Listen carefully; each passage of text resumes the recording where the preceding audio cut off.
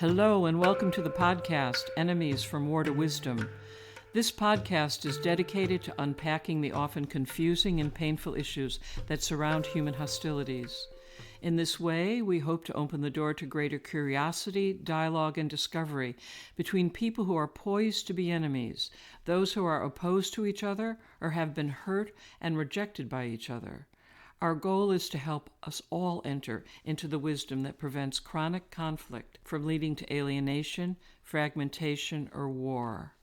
I'm your host, Eleanor Johnson, a videographer and artist who is the director of Emma Troupe, an experimental theater laboratory in New York City. And I'm here with co-host Polly Young-Eisendrath. She is an author, speaker, psychologist, and psychoanalyst. While we come to these topics from each our own perspectives, Polly and I bring insight from our own lifelong dedicated practices of Buddhism that inform everything we do and think. We hope you find our conversation useful and that you will join us again and again. And now the podcast. In today's podcast, we're going to be looking at rejecting humiliation and hostility as a means of relating to self and other. If we embrace an uncompromising rejection of racism, sexism, or other means of demeaning or dismissing other humans as inferior, how can we proceed in relating to others with whom we have conflict of needs, status, or ideals? How can we conduct ourselves as we restrain or constrain our destructive feelings and emotions? How can we make our anger and needs known in a way that does not compromise our sense of injustice or meaning and does not create more hostility, hatred, or humiliation? In this podcast, we will talk about setting mindful restraints as the basis for open dialogue. Welcome, Polly. Thank you, Eleanor. We've been building up to a point where we can talk about the kind of, let's say, overarching framework for dealing with hostility and hatred within a bigger view of wanting to stay together. And you and I talked in one program about how our identifications can actually lead to a constant kind of othering.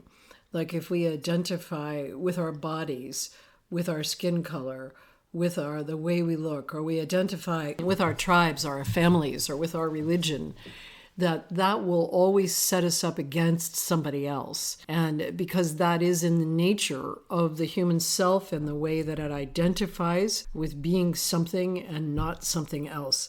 So today we're going to try to put that into a larger framework about how to speak about and approach others when we fundamentally disagree or do not like the things that they're saying. And I wanted to start out with reminding us that we came to a place in the podcast where we talked about identifications, where we said it was possible to identify with being a member of the human species. Oh, right. That if you have a fundamental identity. Yes.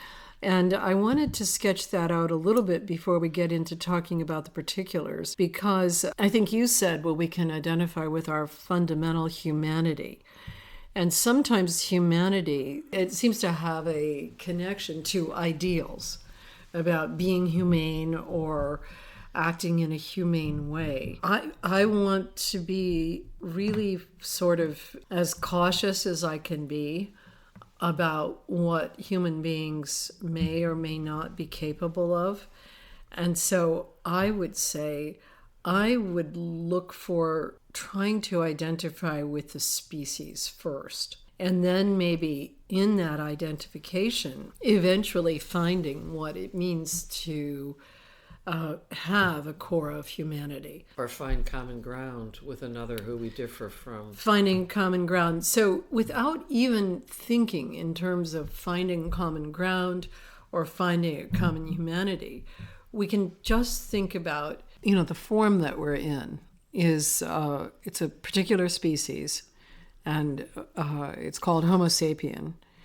And that form has been around for a long time. I mean, obviously it's adapted and evolved in various ways, but it is actually a species that we could be interested in, and I am interested in it, from the point of view of who we are and what we can embrace as our own identity. This does not mean that we have a feeling for the common humanity that we share, or that we share a common humanity, because often that sounds kind of idealistic, like we all share, let's say, even to say we all share a desire for happiness, which I do believe. His Holiness the Dalai Lama often says, everyone wants to be happy and they want their families to be happy. I think that's true. And at the same time, I think if you investigated what happiness is for any particular individual, you'd find that there are differences with other individuals. Right. So, it's very hard to find common ground. It's really hard because actually, as a part of being a Homo sapien, we have these fundamental self-conscious emotions. And those emotions tend to make us feel self-protective, and also to compare and contrast ourselves with others. They don't tend to make us find what we have in common with others. And then, as we mentioned earlier, the fact that most human emotions are negative. We are critics. We're tremendous critics of everything. So we walk into a new situation, we see what's wrong with it. We meet a new person, and we think about what we disagree with or how they're different from us. And often we don't focus on what happens that goes well, or what happens that actually produces a new sense of common ground. Instead, we go back to our dislikes, our arguments, and our negative comparisons with others. Now, what I would say is that is the nature of our species. That is not something that is inherently individual, that we're all programmed that way. So if we know that, then we have an advantage in not taking it so seriously. We don't assume that we have an angle that is so exclusively right based on our own ideals, our own religion, or our own point of view, that we should actually destroy other people for our ideals. Now, that's been at the very essence of war through time. War has been mostly about ideals. It's less about protecting yourself or capturing resources. Maybe it was in the beginning, but that's been gone for a long time. So this idea that we are a certain kind of species, that species is very negative, it is a very critical species, it's hyper protective, hyper self-conscious, when there's no self. So it's this, it's this terrible kind of irony that there is no self, but right. We're hyper self-conscious. We're hyper conscious about our own identity when there isn't any such thing. So given that we are programmed that way, or we're designed that way, we're motivated that way, that's who we are. So I would like to start by saying, let's embrace that. This is the way we've arrived. We don't have a choice. Right now, I'm not a dolphin, and I'm not a chimpanzee, I'm not a bonobo, and I'm not an elephant or any of those other things. I am this Homo sapien type of thing, and I would really like to understand it. And I do fully embrace the way that this organism is made, and it's made to be very hyper-negative.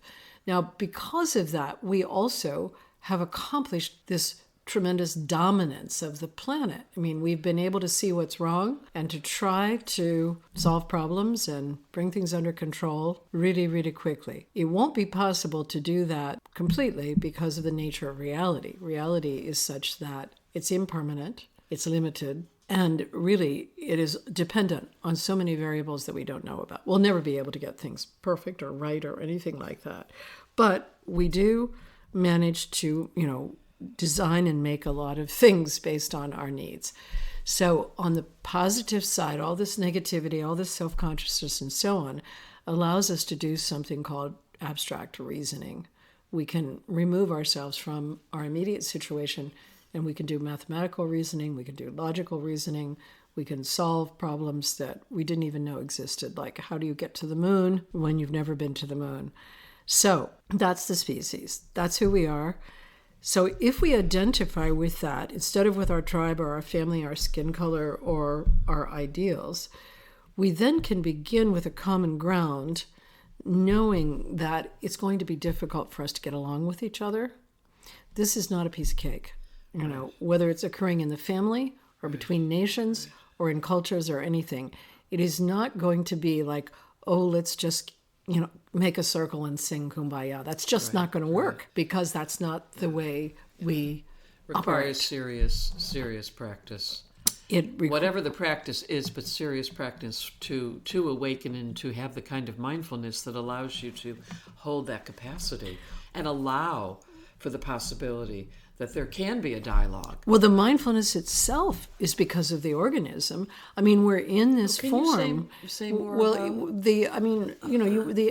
maybe the elephants naturally practice something like mindfulness. I mean, it's possible that they do. They seem more contained than we are usually.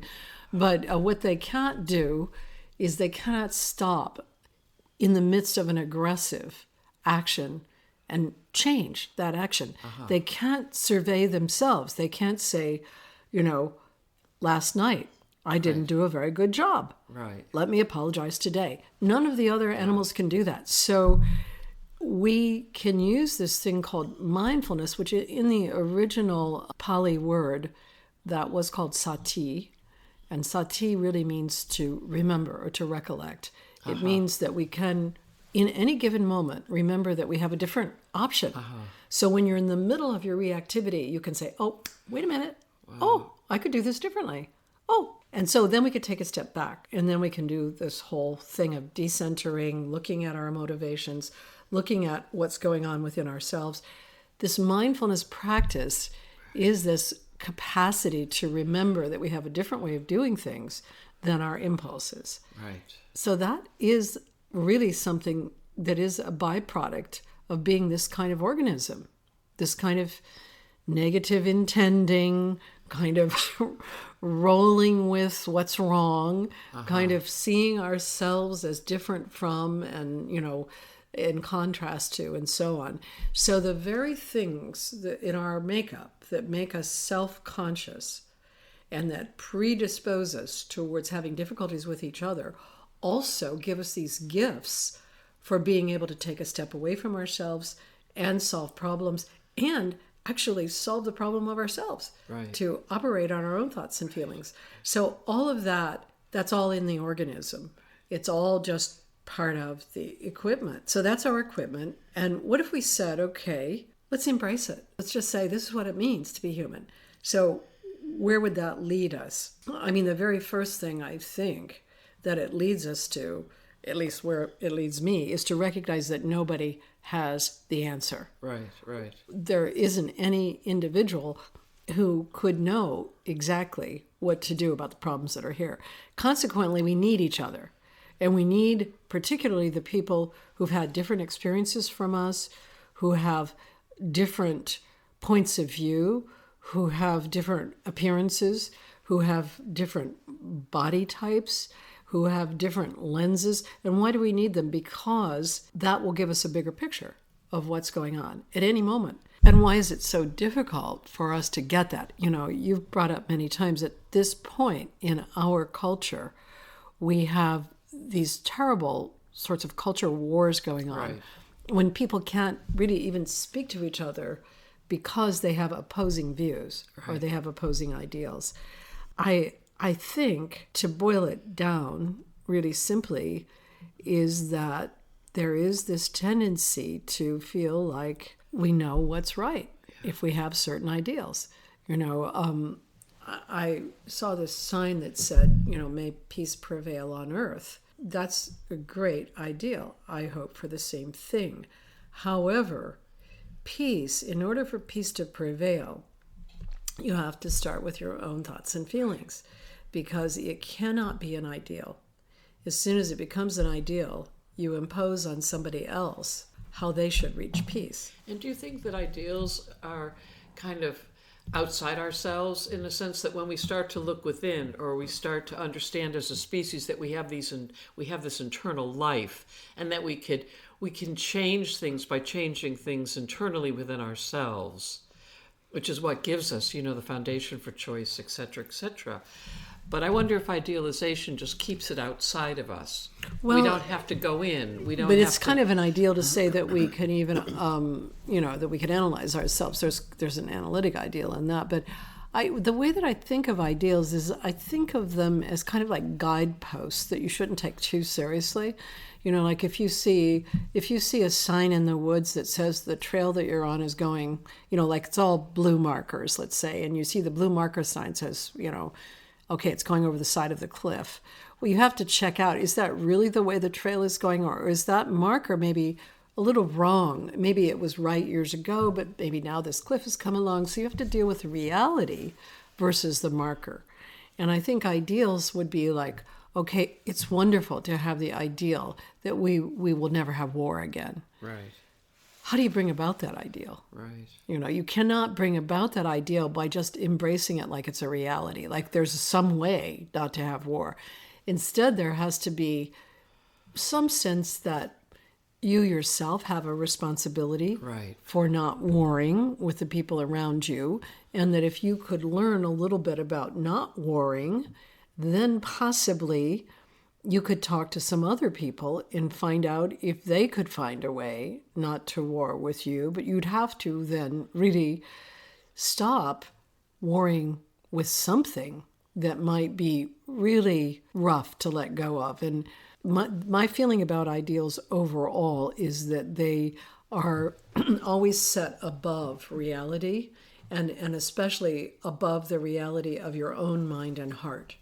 So, you're saying, okay, ideally, I would like to be a creative person. In reality, I spend almost no time creating anything. So, ideally, it's almost irrelevant that I would like to be creative unless I bring it into reality.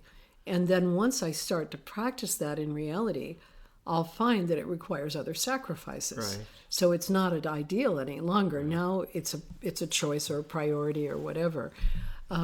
So there's a way that ideals, I've come to feel overall that ideals are at the very basis of war and at the very basis of hatred of your beloved and at the very basis of a lot of hostilities, because they set you towards something that really doesn't fully exist. There isn't a way to get to peace, for example, or to get to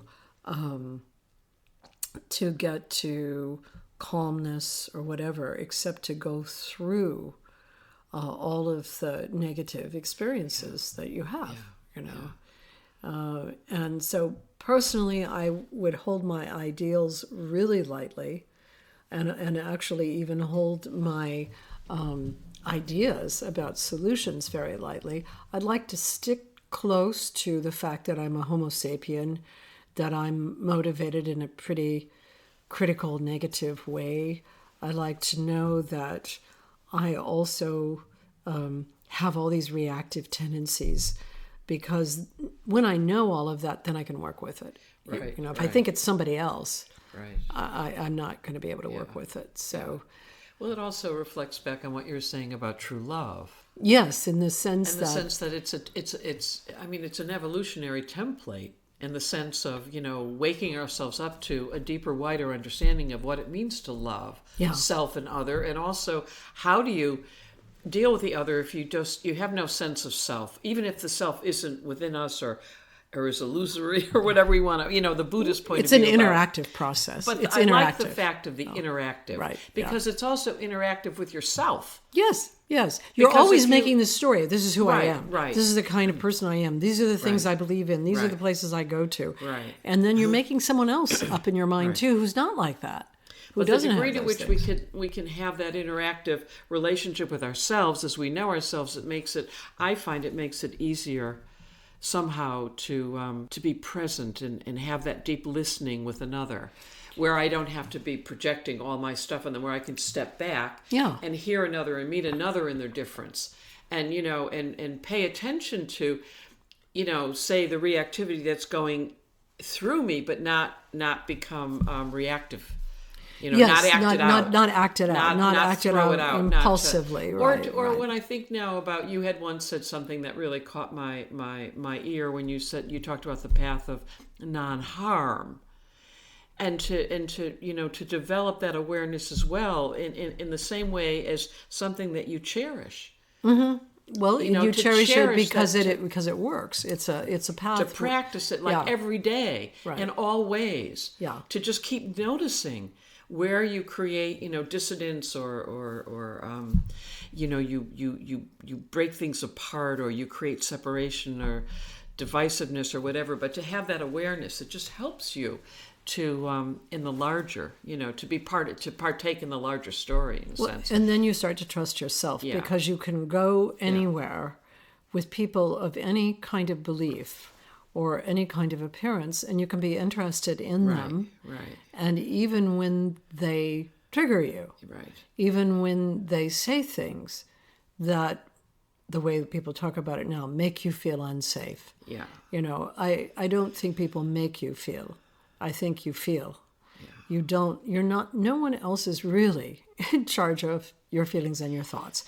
And so when you're triggered and you are feeling unsafe, you need to check with yourself what's going on at that moment. Or how you deal with humiliation, or how you deal with rage coming at you, or how you deal with, oppression, or any of these very wounding, very destructive emotions. Interactions. Emotions. Emotions. So the Buddha said in the Dhammapada, your worst enemy cannot harm you as much as your own thoughts, unguarded. But once mastered, no one can help you as much, not even your father or your mother. Right. So your worst enemy cannot harm you as much as your own thoughts unguarded. Right. But once mastered, no one can help you as much, not even your father or your mother.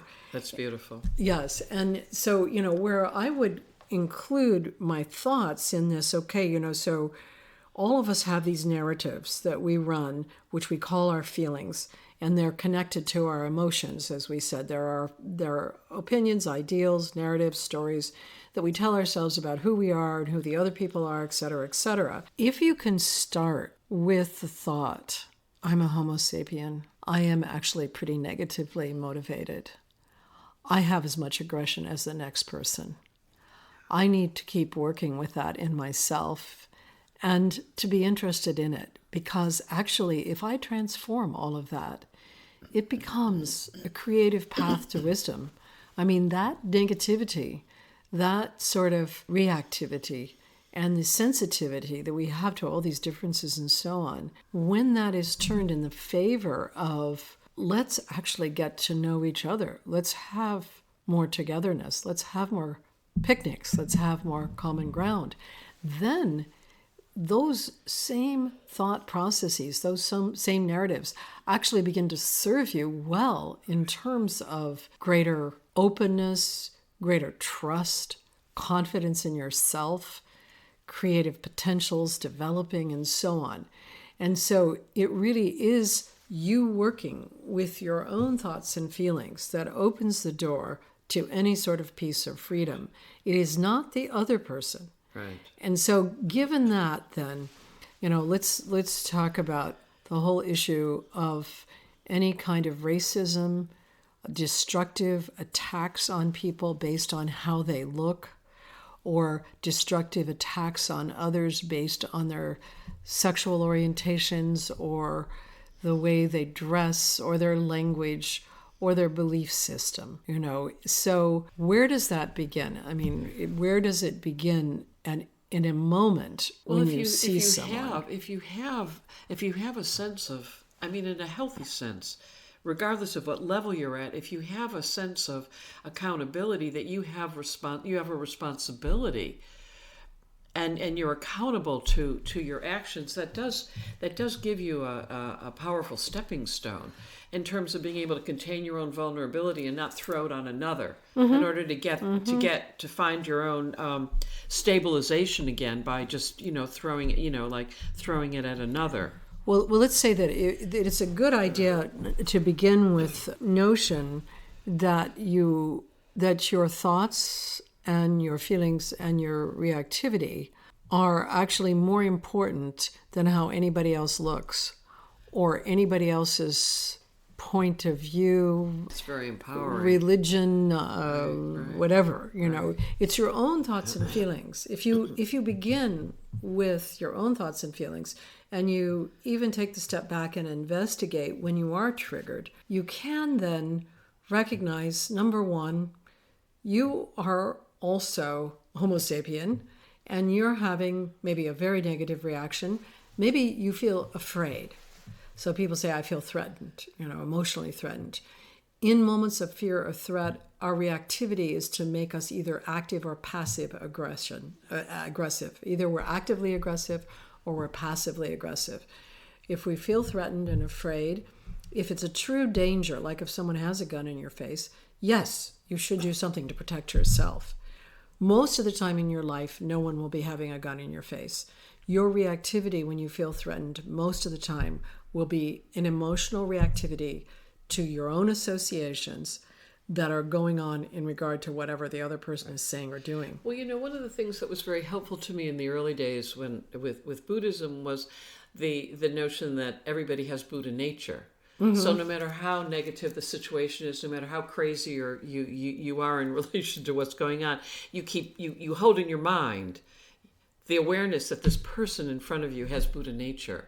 Or when I had my audience with His Holiness the Dalai Lama many, many years ago, and it was the first time I heard anyone talk about we're each the other's mother in another lifetime. Yeah. That was a radical right. concept for me at the time, but it was being said by the Dalai Lama, which had a tenderness and an opening for me, and the way many of the Tibetan Rinpoches always said that to us. We were each the other's mother in another lifetime. It just opened up a kind of opening in the heart, and then also an opening in the mind. But that was like a mantra. That was like a phrase. That was like a picture in the mind that helped one when one was in an explosive or heavily negative situation, or being abused by another or whatever. It can help you see that you have a common ground. Yeah. And sometimes, though, it may not be possible to get to such a broad common ground. I mean, I think of, for example, racism as a case in point, that racism is, first of all, it's been very much built into American life. There is an institutional or structural aspect to racism in America because America was founded really on a slavery culture. But America is not alone in that.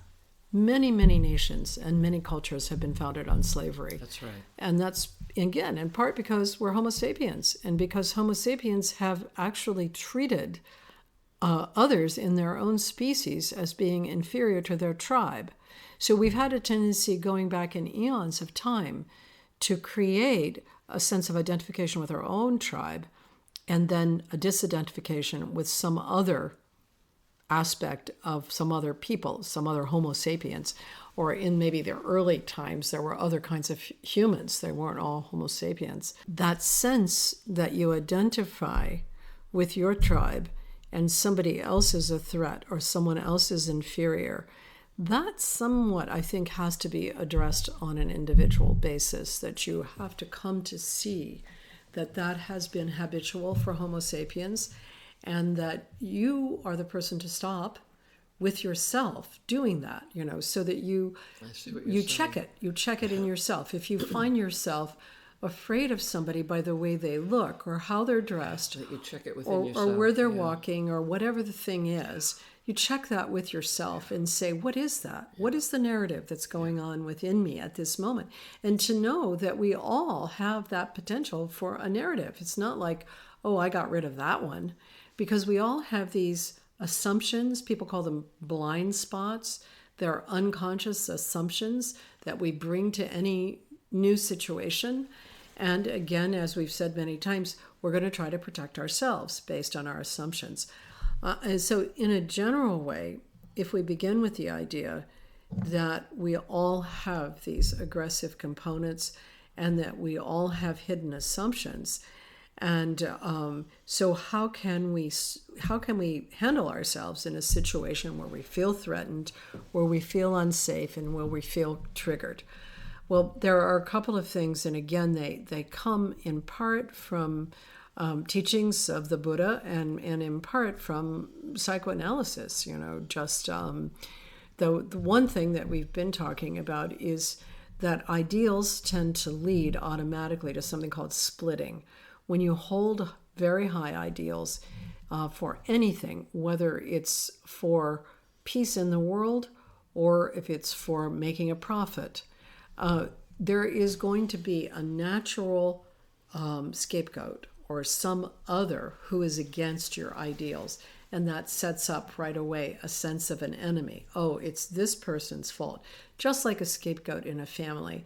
If a family can't deal with conflict, they will find one person that they feel causes all the problems in the family, and they'll start to project the problems into that person, and eventually that person will identify with being the problem and begin to act like a problem.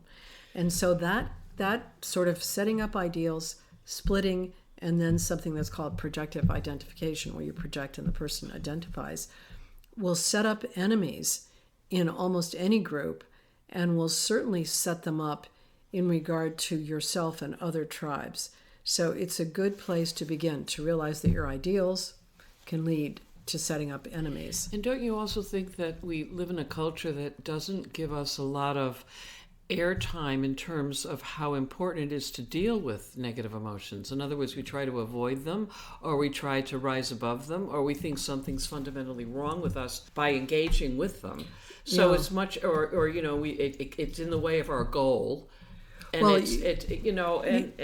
I would say that, I don't think there is a culture right now that's out there that is really very versed in the emotions. Like if you look anywhere in the world, there hasn't been a real understanding of the human emotions until really about the last 20 years, because we haven't understood the way the brain actually is structured, the limbic system and so on, nor have we been able to see that all cultures communicate these emotions outside of language. Right. So, it's only been fairly recently that we even have this kind of knowledge.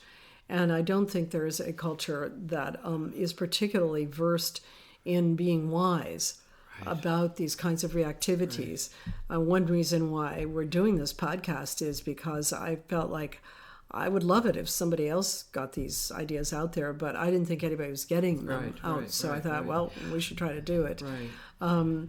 So back to the issues of hostilities, when you're in a situation where either you're feeling threatened or you're feeling afraid, you have to check with yourself, and you have to work within yourself to know that your ideals actually might be your worst enemy, because they're setting up a self-other kind of situation in which I'm this kind of person and you're that kind of person. But you can have beneficial ideals that help you. Your beneficial ideals you have to hold very lightly. Yeah, because you hold them very lightly. You have to hold them lightly. It's like the Yeah. blue sign on if it's going over the side of a cliff, let it go. Right. It's like, yes, I think it's better to always go step by step with the reality of, or if you even having a sense of, is this harmful or is this not harmful? Yes. Is this kind or is this not kind? Right. Is this is this working? Is right this now? working, or am I being responsible for my own judgment, or am I aware that I'm in unconscious reactivity right now? That's right. All of that kind of stuff. By being aware of that, you yourself have all these motivations to protect yourself, to be aggressive, and so on, then you begin to get a little bit more humble about your opinions and so on, and you begin to look at, is this working? One of the ways that you can begin where there is really a conflict is to find some sort of common ground. And the common ground may be simply that you're in a situation with a bunch of people and you have to find the solution to whatever the problem is. Like, for example, if you're in a meeting and you all need to decide whether this money should be given to this project or that project, you're there in order to make that decision. If you keep on remembering that that's the reason that you're there, you all want to reach a decision, then you can sometimes relax a little and not feel so threatened by the insults that might be thrown at you. Or if somebody, so you might be throwing the insults. I mean, somebody said recently who was at one of the Vermont town meetings, he said he was talking to somebody about closing the schools that are the small schools here. And he did not like this person. And he knew this person over time and felt like that other person was always on the wrong side of the issue. But he decided, instead of saying, I really disagree with you, he would start by saying, I really respect you. I've seen you in all of these meetings. And even though we have different views, I know you work hard. And I think you're a good person. Nice. And he said, as soon as he said that, the other person shifted and took a deep breath, and they began to talk to each other. Yeah. Now, again, going back to the issues in the way the Buddha taught them, just because I think he had a clear vision about this idea of your thoughts being your worst enemies rather than other people. Right. It's very practical. It's very practical. And so basically he said that you will hold on to nothing in your life except the consequences of your actions and your speech. Right. In other words, everyone around you is going to die. You will lose all of your belongings. Right. You cannot hold on to anything. It's impermanent, and you are of the nature to grow old and to get ill.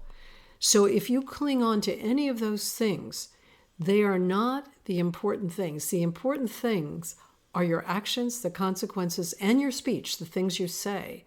So if you see that as a fundamental thing, you begin to see other people that way too. You see this person, no matter what this person believes, if this person has spoken in a kindly manner, if the person also has greeted you regularly, shared some cookies with you or whatever, that you can begin to see this person through their actions, not the way they look, not the opinions that they hold, so that if we can begin to see each other more in terms of our speech and our actions and address those in ourselves, we don't have the tendency then to make enemies based on how people look, what tribe they're in, or what religion they have. And I think it's a whole sort of, it's a refined way of being a human, recognizing, number one, that as Homo sapiens, we have freedom in changing our actions midstream. And also, we have the capacity to step back from ourselves. We don't have to act on our impulses. And also, we have the possibility of checking on our feelings of threat. We don't have to go with feeling unsafe. We can check, am I really unsafe here? Yeah. Or do I need to, at this moment, be more open to what the other person is saying and begin to investigate it? So, it's a powerful, powerful teaching. And it really does. I mean, you think about the real value of educating. Yes. Of being able to educate each other and again, with this deeper wisdom or practicality as well, because it gives us tools to help us really have choice. Well, and to have tolerance, tolerance really being the tolerance of our own thoughts and feelings. A lot of people are criticizing the word tolerance right now. I know, I'm noticing that. Yeah, I'm noticing that. I think it's somewhat of a misunderstanding of the way I would understand tolerance would be my ability to tolerate my own experience without reacting in a way that basically creates some other person as being the problem. Right. And we also deal, we in our culture too, we have such extreme victimization, and it makes it harder for the individual to kind of get outside of themselves. Yeah, and in order to get inside of themselves. They're so victimized, they feel so abused, they feel so that the healthy thing for them is to outproject their rage. If you identify with the tribe of those who have been harmed and victimized, then you right away you have to have a perpetrator for that harm. And that doesn't mean that you don't solve those problems, but it's just that, do you want to create more enemies? Do you want to create more otherness? Right. Or can you stand with a confidence in your own ability to work with your own thoughts and feelings and act in a way that actually is in line with the possibility of becoming much more human and more capable of sharing that common ground? So the common ground that I share with others is that I don't know the solution to the world's problems. Yes. I need other people to find the step-by-step solution, and to know that Homo sapiens, we have this tendency towards all this critical way of viewing things, judgments, sense of that things should be fair, that we know exactly how things are. Those are actually shortcomings, and we need to keep on addressing them from the point of view of, I can't know that by myself. To find a lasting solution, I need others, and particularly the others who see the world differently from me. Right. Because then we can work together and we can make a common ground that's based on our needs and desires. Right. So, to be radically against racism, radically against sexism, radically against demeaning others, you have to work with your own tolerance of your own thoughts and feelings again and again. And with the notion that you're a Homo sapien, you fall short of many, many ideals all the time. And you need others in order to get to a point where that you might be able to find a solution. So that's kind of the way that I look at the kind of radical rejection of any kind of demeaning of others. Well, this is a very, very hopeful conversation. Thank you, Eleanor. Thank you, Polly. This is very, very powerful. Again, and just reinforces the meaning of the word educate. Thank you. Educate, teach. Thank you. Thank you. Thanks so much for listening. And to continue the conversation, you can follow us on Facebook, Instagram, and Twitter. You can find past episodes of the podcast on iTunes, Stitcher, Google Play, and Castbox. Enemies from War to Wisdom is recorded and produced by Chris Coltrane.